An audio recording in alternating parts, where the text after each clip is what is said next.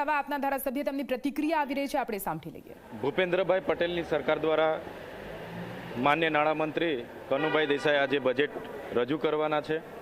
ત્યારે બજેટમાં અમે ધ્યાન રાખીશું કયા વર્ગનું કેટલું બજેટ ફાળવવામાં આવ્યું છે અને એને કઈ રીતના રજૂ કરવામાં આવ્યું છે, પૂરી તકેદારી રહેશે.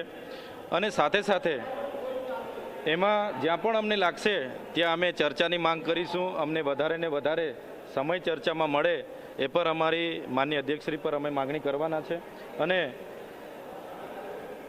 આજે બેસીએ અને બજેટ રજૂ કરે એના પછી વધારે વિશેષ આપણે ચર્ચા કરીશું. ચૈતરભાઈ, બજેટ સત્રની શરૂઆત થઈ તે પહેલાં જ શંકર ચૌધરી તરફથી વિપક્ષને ટકોર કરવામાં આવી છે કે વિપક્ષના કાર્યાલયમાં, કોંગ્રેસના કાર્યાલયમાં કેટલાક પોસ્ટરો બન્યા છે, વિરોધ પ્રદર્શન હાઉસમાં ના થાય, બહાર જે કરવું એ કરે. હા, ચોક્કસ બજેટમાં અનેકવાર એવા કામો સૂચવવામાં આવે છે જે બિનજરૂરી હોય છે અને અમુક વર્ગને અમુક બજેટની જરૂર હોય છે ત્યારે બજેટ માગણીના પણ અમુક રજૂઆતો હોય છે.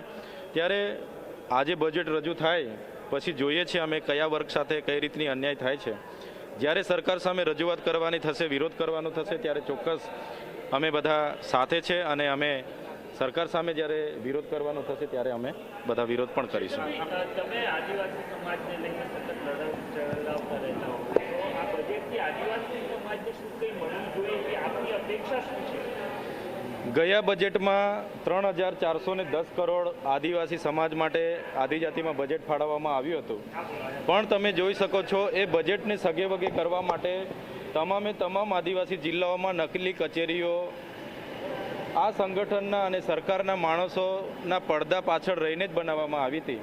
તો આદિવાસી સમાજ માટે આઝાદીના 75 વર્ષમાં અનેક અબજો રૂપિયાના બજેટો બન્યા છે, પણ એ બજેટો છેલ્લા માનવી સુધી પહોંચ્યા નથી.